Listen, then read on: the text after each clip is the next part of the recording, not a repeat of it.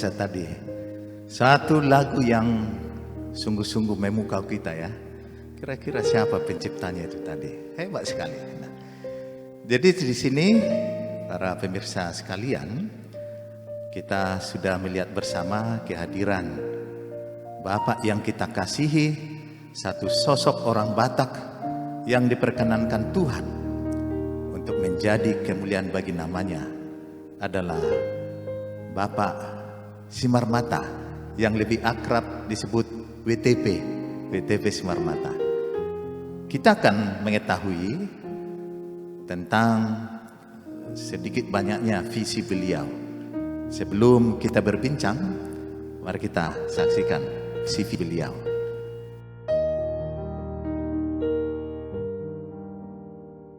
Willem Tumpal Pandapotan Simarmata lahir di Samosir pada tanggal 4 Juli tahun 1954. Istri beliau bernama H. Lersiani Purba, memiliki 5 orang anak dan 4 orang sudah berkeluarga, dan juga memiliki 8 orang cucu.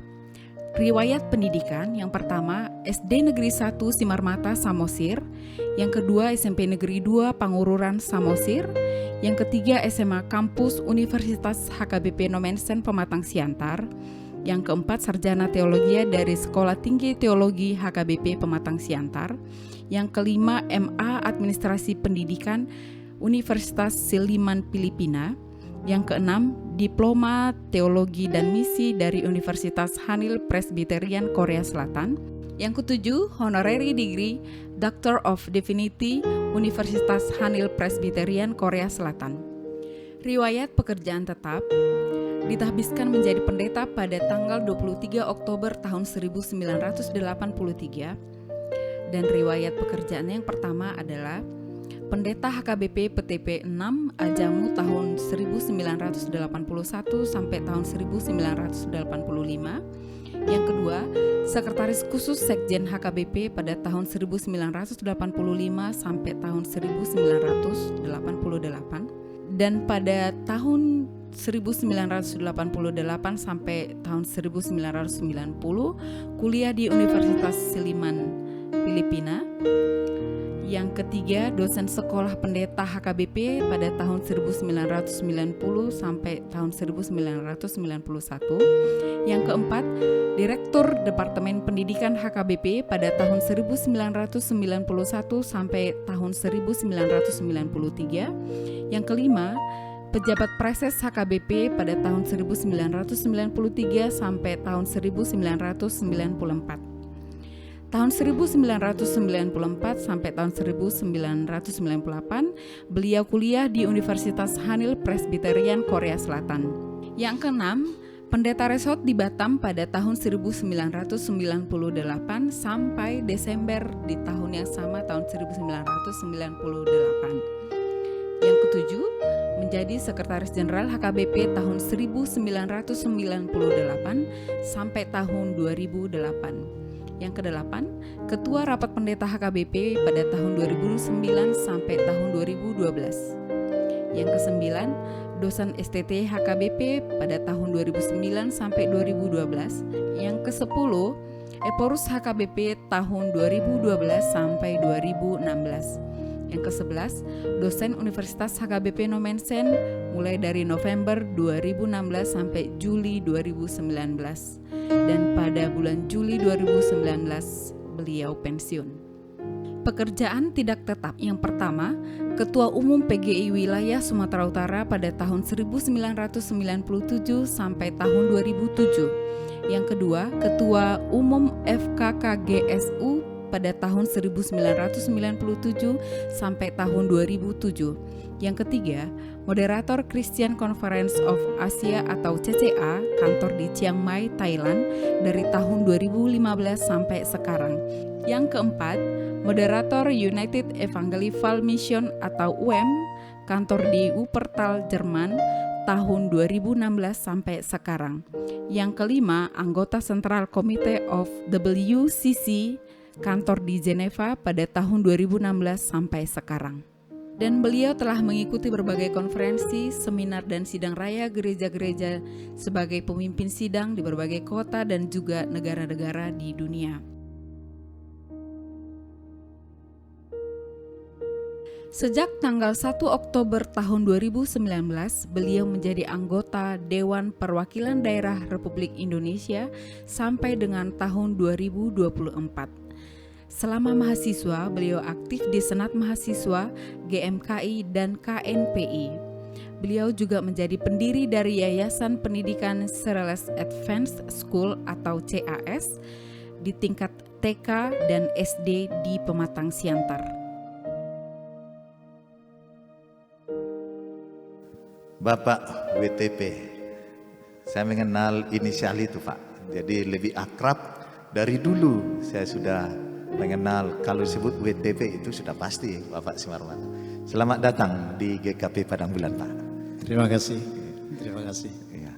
Dan kami sangat bangga sekali Bapak bisa hadir dan memberi waktunya. Yang kami tahu Bapak sangat sibuk. Nah, oleh karena itu dalam kesempatan ini kita para pemirsa tentu akan kita tahu, kita gali siapa sih sebenarnya WTP Simarmata, seorang pendeta. Nah, kepada Bapak Simarmata, nah, dalam hal saat ini dalam konten tonal leader. Nah, tonal leader adalah pesan dari pemimpin. Kita akan menghadirkan tokoh-tokoh, apakah dia juga sebagai pelaku di dalam nasional atau internasional, begitu juga dalam hal musik, lagu, tetapi kita fokus kepada spiritual. Nah, ini ada yang mau saya tanya kepada Bapak, masa kecilnya dulu, masa kecil. Pemirsa, masa kecil seseorang bisa di luar pemikiran kita. Penasaran kan? Siapa Bapak ini masa kecilnya? Apakah lupa pakai baju terus, lari-lari di tepi pantai, seorang yang lahir di Pulau Samosir? Gimana masa kecil Bapak? Terima kasih Amang Pendeta. Saya sangat berterima kasih dan berbangga hati karena ada kesempatan seperti ini untuk berbincang-bincang tentang perjalanan kehidupan saya mulai dari sejak kecil. Saya dilahirkan dalam sebuah keluarga yang religius dan orang desa, tepatnya tanggal 4 bulan 7 1954 di desa Simarmata di Samosir. Ayah saya seorang guru huria, guru SD, dan ibu yang melahirkan saya, Guru Naibaho, adalah seorang petani bawang. Saya anak pertama dari 9 bersaudara. Masa kecil saya memang sudah dekat, bahkan sangat dekat. Boleh dikatakan di dalam lingkaran kehidupan gereja. Sebab kami tinggal di rumah dinas guru huria. Sehingga pengkarangan halaman gereja menjadi pengkarangan tanah lapang tempat saya bermain dari sejak kecil, main bola, berlari, bermain sama teman-teman sebaya. Dan 6 tahun saya SD di sekitar itu juga, di sekolah dasar itu, di mana ayah saya kepala SD saat itu. Rumah saya, tempat saya dilahirkan, hanya 400 meter ke Danau Toba. Makanya setiap pagi mandi di Danau Toba, sore pun mandi di Danau Toba, mengangkat air dari Danau Toba juga untuk kepentingan minum dan kepentingan lain di rumah. Setiap pagi harus segera mandi karena persiapan mau sekolah. Dulu harus naik sepeda dari desa saya Simarmata ke Pangururan, 12 km lebih. Belum aspal, masih berbatu-batu. Itu artinya selama 3 tahun kali 365 hari naik sepeda 12 km pergi dan 12 km pulang. Itu artinya 24 km satu hari harus naik sepeda. Saya bisa ingat saat itu kaki saya belum bisa menjangkau pedal untuk digoyek Karenanya saya sering turun dari tempat duduk dan saya duduk di segitiganya naik sepeda. Tapi tidak pernah mengendorkan semangat. Lapar, haus kita naik sepeda. Pulangnya pun naik sepeda. Kalau haus minum di Danau Toba itu pakai tangan. Masih bersih. Dulu bersih, jernih. Tidak ada polusi. Sekarang siapa yang berani meminum air yang sudah tercemar itu? Di Danau Toba itu pun kita memiliki kesempatan menangkap ikan. Menangkap ikan pagi, memancing, atau pakai jaring atau banyak hal. Dan itu juga membangun spiritualitas anak desa. Mencari ikan, membakar ikan, membawa pulang sebahagian. Tapi itu kita nikmati dengan teman-teman sebaya. Sering juga main sepak air pakai baju. Siapa yang lebih banyak basah karena tendangan kita kuat, dia yang kalah karena cepat bajunya basah. Jadi permainan anak desa itu luar biasa.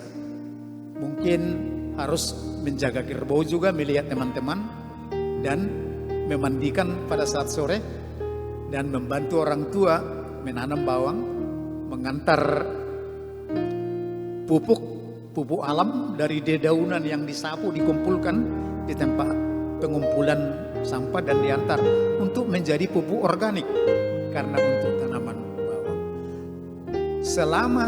Sebelum sekolah 7 tahun, waktu itu 7 tahun masuk SD, karena kata ayah saya, tangan saya belum bisa menjangkau sampai di sini. Padahal anak saya yang sekarang yang dokter, dia 5 tahun masuk SD. Saya dulu harus 7 tahun. 7 tahun masuk SD, 6 tahun di Simarmata itu, dan 3 tahun berikutnya SMP di Pangururan, dan dari situlah saya ke Pematang Siantar di SMA Kampus FKIP Pematang Siantar. Tapi selama di Pangururan itu, saya pikir saya dimatangkan untuk menjadi seorang pemimpin oleh ayah saya. Saat itu saya ingat ada jembatan yang rusak, sehingga tidak boleh anak sekolah menyeberang dari sini ke sana mau ke sekolah, dan dari sana mau ke sini mau pulang ke kampung. Ada sampan di situ, ada orang tua waktu itu harus bayar. Coba bayangkan, jajan aja tak ada, uang untuk ini itu tak ada, tapi harus bayar sampan. Lalu ayah saya mengkonsep surat dan minta saya teken kepada Bapak Camat Kecamatan Pangururan. Karena SMP di situ. Saya memang di Simarmata Kecamatan Simanindo, Abang Pendeta. Oh, gitu. Tapi beliau mengkonsep kepada Bapak Camat, nama saya Willem Simarmata, pelajar SMP 2 Negeri Pangururan.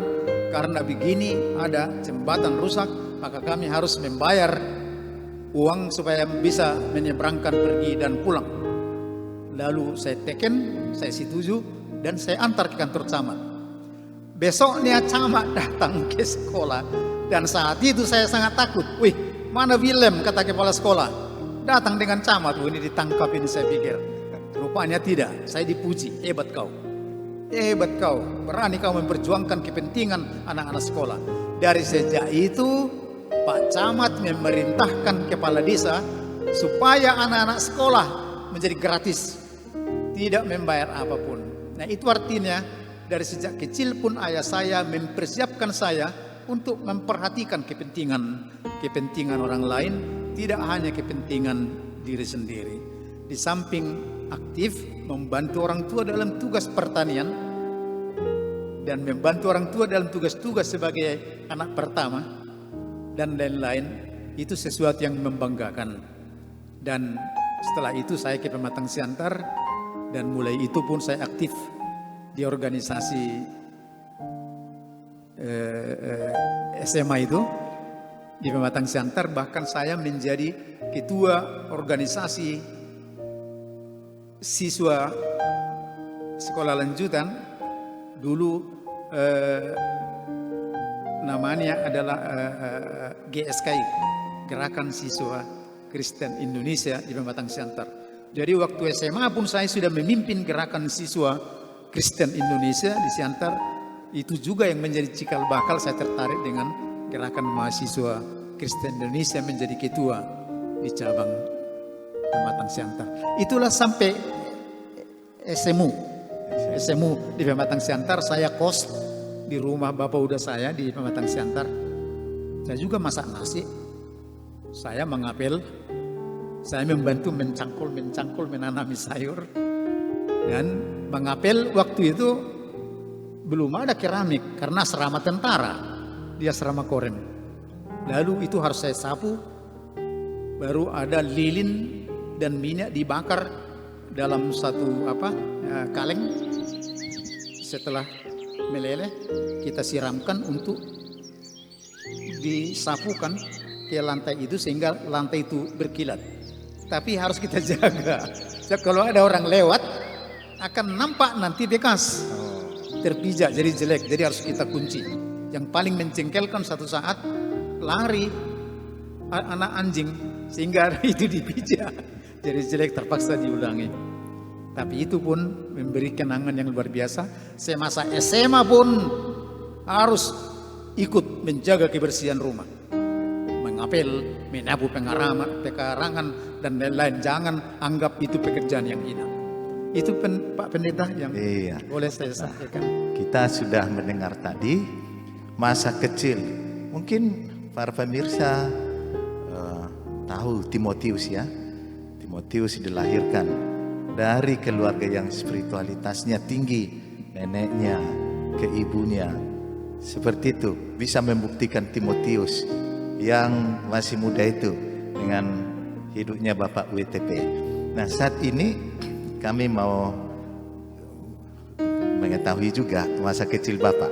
Kira-kira dari seorang guru huria, itu orang tua, bagaimanakah ciri membangun spiritualitas di rumah? Kadang kita miris juga, orang tua dalam kerohanian tetapi bukan cara rohani. Nah, kita mau belajar bagaimana membangun spiritualitas di dalam rumah kita sendiri. Itu gimana orang tua kita membangun spiritualitas orang Amang? Ya, memang Pak Pendeta, dari sejak SD, SMP, karena SD, SMP saya masih tinggal di kampung. Setelah SMA baru ke Pematang Siantar. Jadi selama masa SD dan SMP itu saya memang sudah dilibatkan dalam kegiatan gereja. Selama SMP itu saya bertugas jam 6 pagi memalu giring-giring. Oh iya. Mukul lonceng dan sore pun memukul lonceng. Dan itu pun harus ditarik dengan bagus supaya seimbang suaranya. Teng teng teng. Karena kalau tidak seimbang keteng dan sebagainya. Jadi itu kita dilatih untuk melakukan itu. Makanya setelah saya terpilih nanti menjadi Evorus, salah seorang sahabat menuliskan si palu giring-giring terpilih gawe Evorus. Nah, itu artinya penting sekali, dan saya sadari ayah dan ibu saya dari sejak kecil saya sudah dilibatkan dengan kegiatan di gereja. Mengatur letaknya bangku juga, mengatur letaknya agenda, bibel, almanak, dan buku-buku lain yang dipakai pada setiap minggu, menjaga kebersihan gereja, dan lain-lain. Dan tentunya memang di rumah kami selalu dilatih untuk berdoa, dan kami anak-anak selalu bergantian. Dan kalau ada acara-acara khusus, apakah Paskah, apakah Advent, apakah Natal, apakah memperingati hari kematian Turun Roh Kudus, ini selalu dirayakan di rumah, tidak hanya di ibadah di gereja. Dari sejak anak-anak saya udah kenal telur Paskah. Karena waktu itu ayah saya juga sudah merebus telur bebek. Dan telur bebek ini beliau simpan di tempat-tempat yang tidak beliau beritahu. Tapi kami semua dengan saudara-saudara laki saya ada 6, saudara perempuan ada 3, kami 9, berlomba untuk mengejar itu. Karena memang perintahnya siapa yang mendapat makan, siapa dapat makan, seperti itu. Karena saya lebih besar, laki-laki pula lebih gesit, lebih kencang dan dapat. Setiap dapat saya makan, setiap dapat saya makan. Akhirnya ada adik yang tidak mendapat. Di sini saya ditegur oleh ayah saya. Dia marah, kau paling besar. Kalaupun kau kuat, sebetulnya harus perhatikan adikmu. Kalaupun saya katakan, kalau kau dapat makan, tapi lihat nangis. Lihat sudah menangis, sedih dia. Sedih dia, terpaksa harus saya rebus lagi dengan mamak telur asa sipon katanya. Nah itu juga saya pikir menjadi latihan spiritual bagi kami. Dari sejak SMP, SMU dilatih seperti itu. Tapi satu hal yang saya selalu ingat, bahasa Inggris. Karena beliau katakan, di zamanmu kau bukan orang yang berarti kalau kau tidak berkomunikasi dengan bahasa ini. Makanya dari sejak SMP, SMA saya sudah belajar bahasa Inggris. Dan kalau mahasiswa pun dulu ada tamu, saya tidak diskusi dalam bahasa Indonesia, tapi saya sudah diskusi dengan bahasa Inggris. Nah ini saya pikir sesuatu yang membangun. Sebab sebetulnya melatih kehebatan seorang anak dimulai dari rumah. Sekolah yang pertama rumah tangga. Guru yang pertama adalah ayah dan ibu. Dan ayah dan ibu tidak hanya guru, memberikan pengetahuan, tapi juga teladan. Dalam moral, dalam karakter, dalam disiplin. Nah ini penting, sangat penting. Siapa yang menjadi ayah, siapa yang menjadi ibu, ciptakan masa depan yang hebat dari anak-anak. Di mana itu dimulai? Mulai dari rumah. Mau pidato pun dia cerdas, latih di rumah. Minta dia hafal firman Tuhan dan dia lafalkan. Bila perlu naikkan dia di meja dan bicara. Jangan biarkan seperti yang liturgi itu. Itu Pak Pendeta perlu dilatih juga. Iya. Di mulana di toppa de batama langit dohotano, dan bertepuk pula kita. Tidak boleh, itu kata ayah saya. Jangan, itu tidak boleh. Jadi kobuado di mulana di toppa de batama langit dohotano. Ayo, dan kita harus bisa. Jadi anak-anak orang Kristen bisa dilatih jadi public figure, good speaker, mulai dari sekolah minggu. Dari sini menghafal firman Tuhan dan bicara. Karena orang yang pintar bicara, dia bisa mempengaruhi massa. Dia bisa menyampaikan pikiran, mempengaruhi banyak orang. Nah saya pikir ini sesuatu yang luar biasa. Dan memang dari sejak kecil saya sudah membaca semua buku-buku Bung Karno. Karena waktu itu setiap 16 Agustus Bung Karno sebagai Presiden Republik Indonesia sudah pidato. Dan ini tertulis dan dibagi kepada setiap sekolah.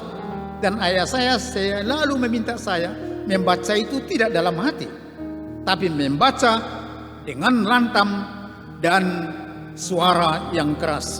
Apakah berdikari, berdiri di atas kaki sendiri, apakah tafib, tahun vivere pericoloso, apakah gesuri, genta suara Republik Indonesia, apakah takem, tahun kemenangan, dan lain-lain. Semua pidatonya itu sudah saya baca dan keras.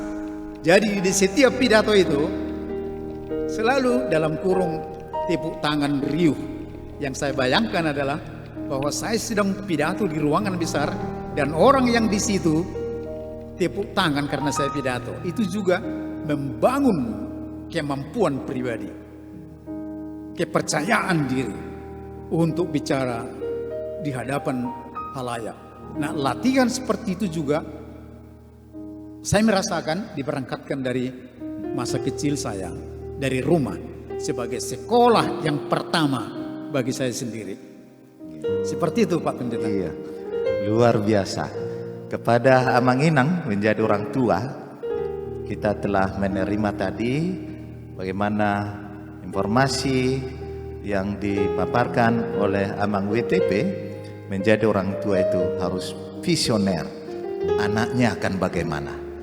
Dan seorang Amang WTP, anak pertama dari 9, sudah membuktikan bagaimana berkat Tuhan bisa sampai kepada keluarga yang besar. Dan yang kedua, latihan spiritualitas. Bahwa tadi kita telah menerima kisah hidup Amang ini dengan ada yang tidak memperoleh.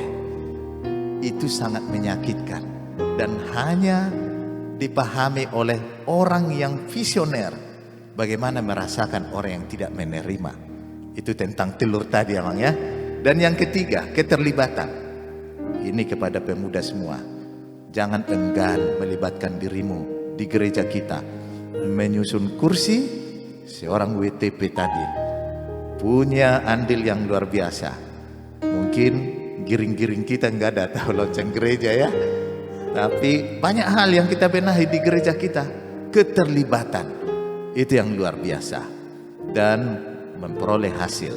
Jangan ragu menjadi orang yang sungguh di dalam spiritualitasmu, karena pasti akan berbuah. Kepada Abang Pendeta mungkin kita sudah sedikit berbicara, alangkah baiknya kita juga mendengar. Karena di GKP Padang Bulan ini pusat talenta-talenta ini Amang ini.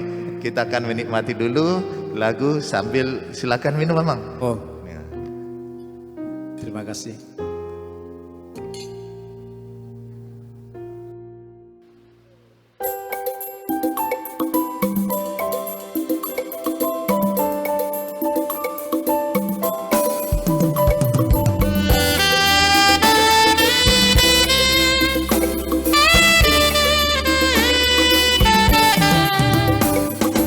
Yesus pun berkata, kamu tahu bahwa pemerintah bekerja memerintah rakyat beserta menjalankan kuasa dengan keras. Tidak demikian bagi kamu para muridku, ingin engkau lebih besar layani sesamamu, ingin terkemuka di antara kamu semua, hendaklah ia menjadi hambamu yang setia.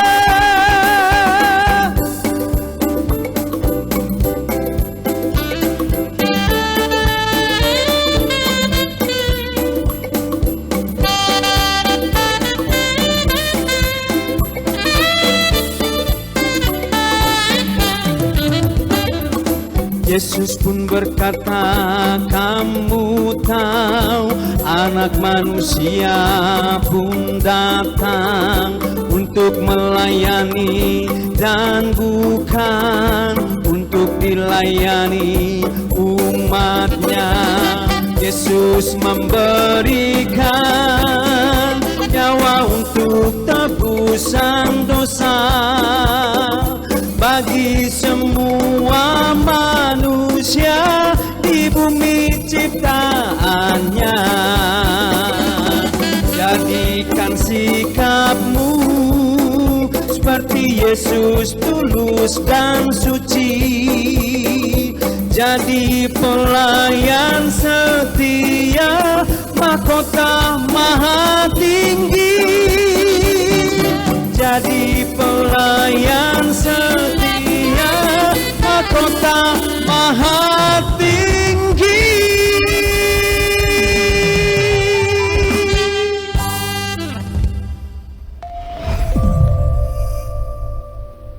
Luar biasa Amang tadi ya, talent-talent yang ada di GKP Padang Bulan ini.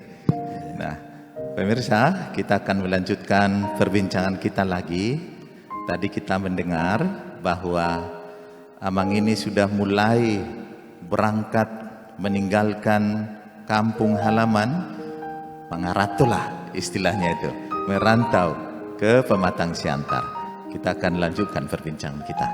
Nah, tadi Amang sudah membicarakan bahwa waktu SMA, Amang SMA di Pematang Siantar, dalam hal usia seperti itu, biasanya ada keengganan untuk merantau. Kira-kira apa spirit yang terjadi, rasa percaya diri Amang meninggalkan Pulau Samosir, sekolah di Pematang Siantar, itu padahal masih dalam tahap SMU, ya sekarang istilah SMU. Bagaimana itu Amang? Ya, memang Pak Pendeta itu masih sangat mudah belia berangkat ke Pematang Siantar untuk mendaftar di SMA kampus FKIP Nomensen itu. Memang itu untuk pertama kali saya keluar dari orang desa kok. Orang desa tapi sudah ke Pematang Siantar. Setelah mendaftar di situ, akhirnya saya kos ada UDA sekitar 4 kilometer lebih dari tempat sekolah asrama tentara. Iya. Saya kos di situ. Jadi kos di situ, kos bukan berarti hanya kos makan, minum, istirahat, ke sekolah, bukan. Saya juga memasak nasi untuk keluarga itu. Saya juga setrika pakaian keluarga itu. Hebat. Saya juga ngapel lantai rumah, membersihkan semua, dan mencangkul nanam sayur daun ubi. Jadi selama saya SMA itu, sayur daun ubi itu Iya. garikau Ubi dalam kayu. bahasa. Iya, ubi kayu. Itu sayur saya mulai dari tahun 1971 sampai 1973 setiap sore. Jadi memang pasti bergizi juga itu. Iya, pasti.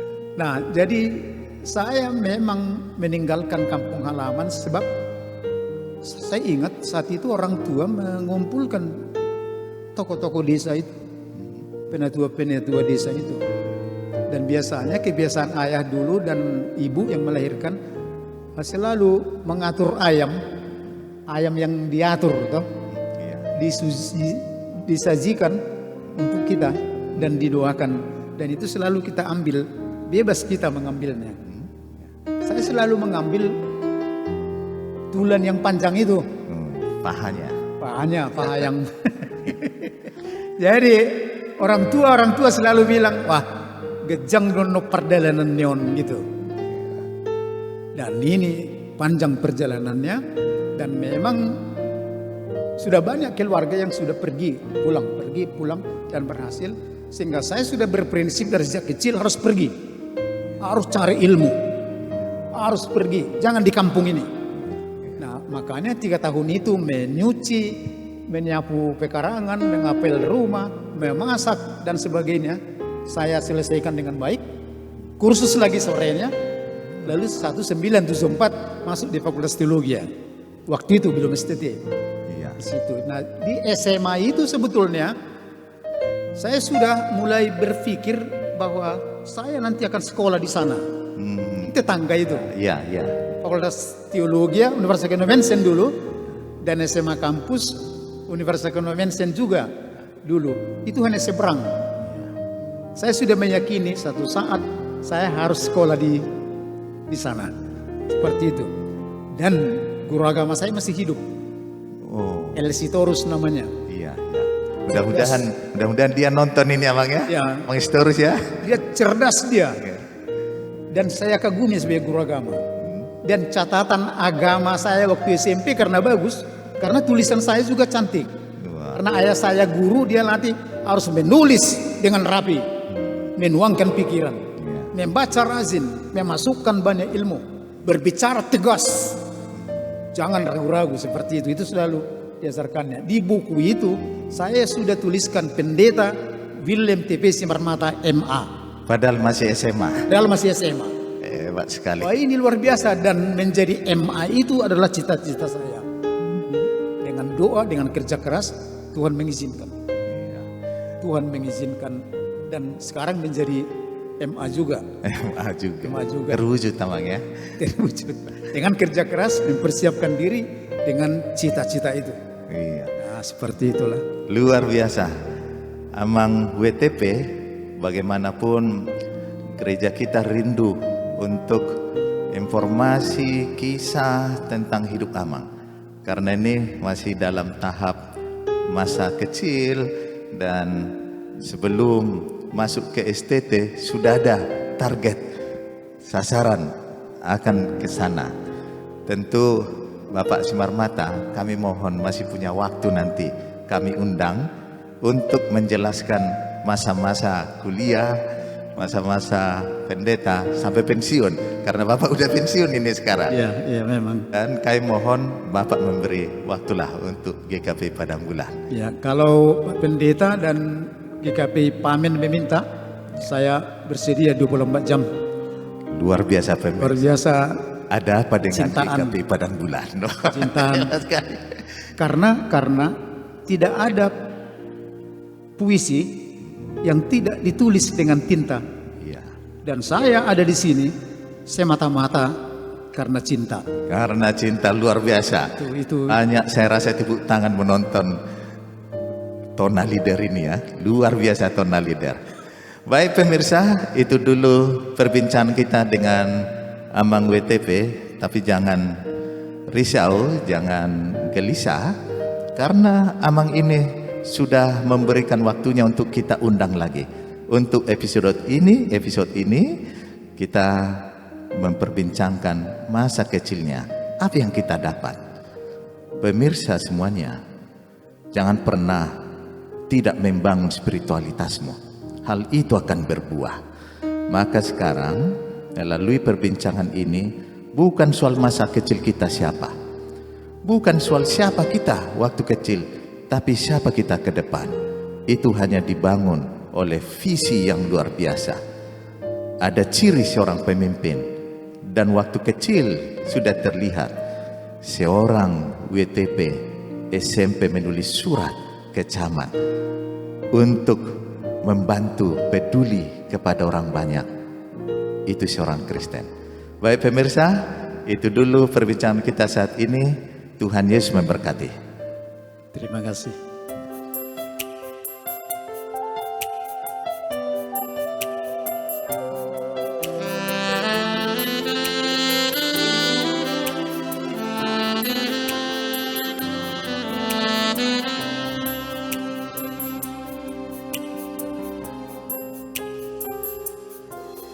Berliku-liku kehidupan ini,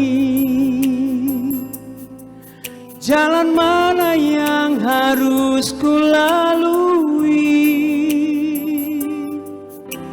Rintangan dan cobaan selalu membayangi, bila ku ingin datang padamu.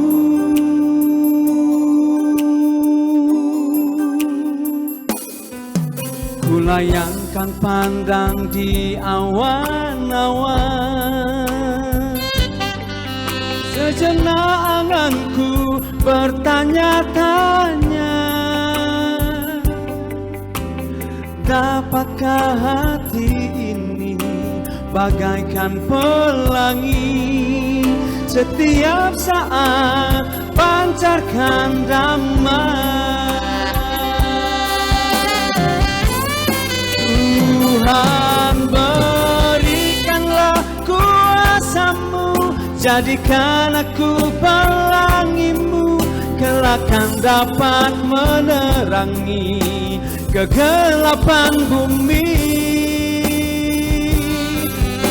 Tuhan, peganglah tanganku ini, bila mendaki bukit terjal, janganlah diombang-ambingkan iman percayaku.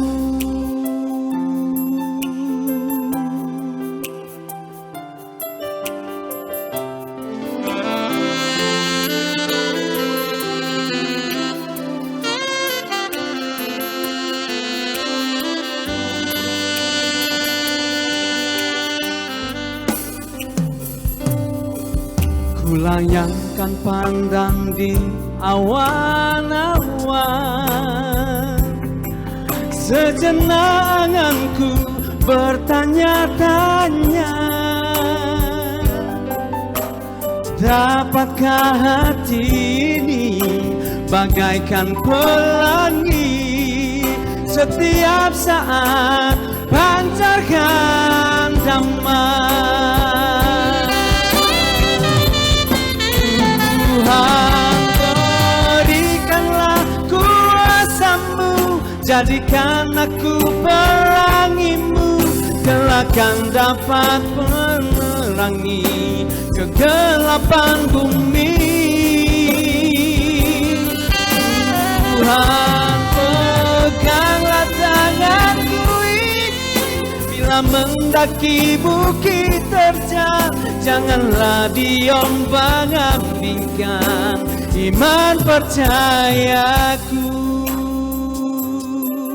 Karena kasih-Mu Tuhan ada pengampunan, karena kasih-Mu Tuhan aku diselamatkan.